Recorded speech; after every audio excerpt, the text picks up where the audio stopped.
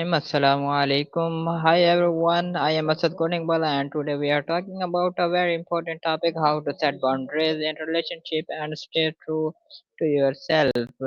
Healthy boundaries help you protect your energy and peace and your identity. They allow you to love others without losing yourself, learning to say no when needed and understanding your limits is a powerful part of self-respect. So let's get started and gain some insight. Let's call with Maya. Hi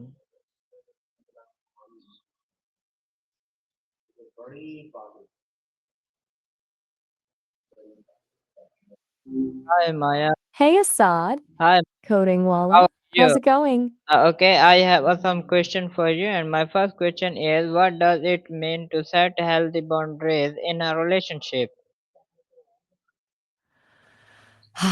Gotcha. Healthy boundaries, huh? It's basically figuring out what you're okay with, what you need to feel safe, respected, and comfortable, and then clearly communicating that to the other person. It's not about building walls, more like putting up gentle fences. What specifically about boundaries are you curious about? Is there a particular type of relationship you're thinking of, or are you wondering about boundaries in general?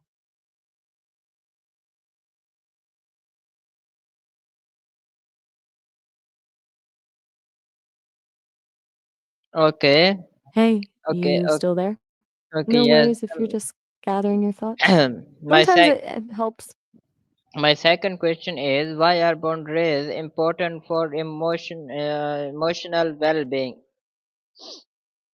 All right, jumping into a big one. Boundaries and emotional well being are super connected. When you don't have boundaries, it's easy to get caught up in other people's feelings and needs and kind of lose sight of your own.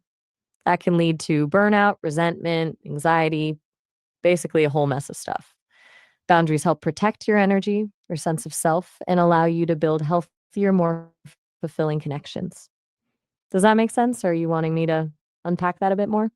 And just checking, did you mean sex or were you starting to say self? No judgment either way. Just want to make sure I'm tracking with you. Okay, my third question is, how can someone identify the area of their life where boundaries are needed? Good question. It usually shows up as a feeling, honestly, like that little knot in your stomach when you're asked to do something you don't want to, or that lingering resentment after interacting with someone. It could be feeling drained after spending time with a certain person or constantly apologizing for things that aren't your fault. Basically, pay attention to where you feel off. Then start asking yourself some questions. Do you often feel taken advantage of? Do you say yes when you really want to say no?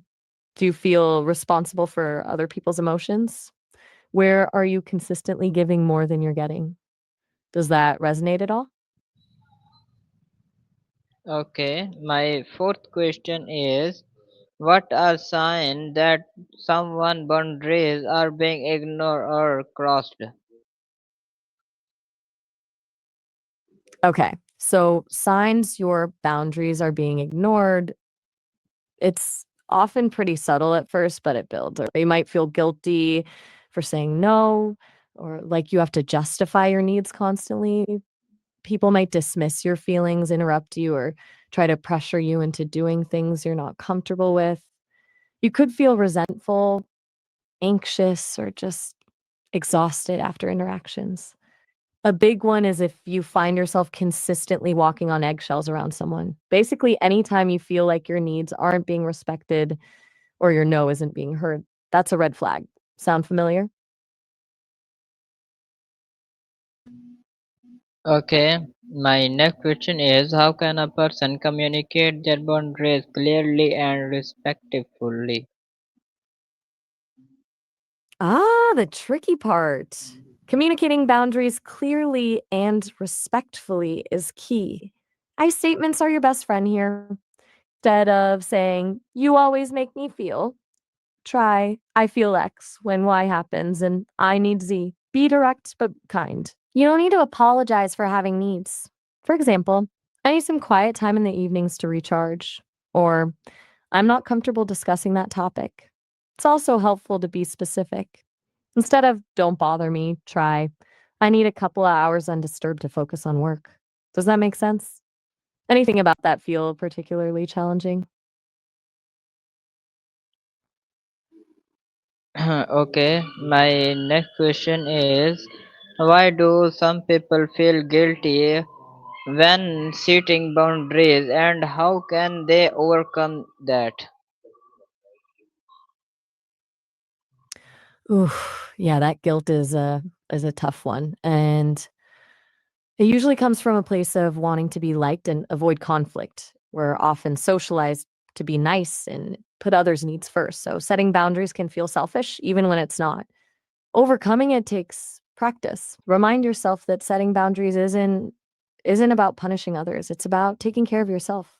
It's about respecting your own needs, which is healthy, not selfish. Start small with low stakes boundaries to build your confidence. And challenge that guilt. Ask yourself, what's so wrong with prioritizing my own well being? It's like you wouldn't feel guilty about needing food or water, right? Your emotional needs are just as important. Does that land? Okay, my next question is, how can someone stay firm with their boundaries without creating conflict?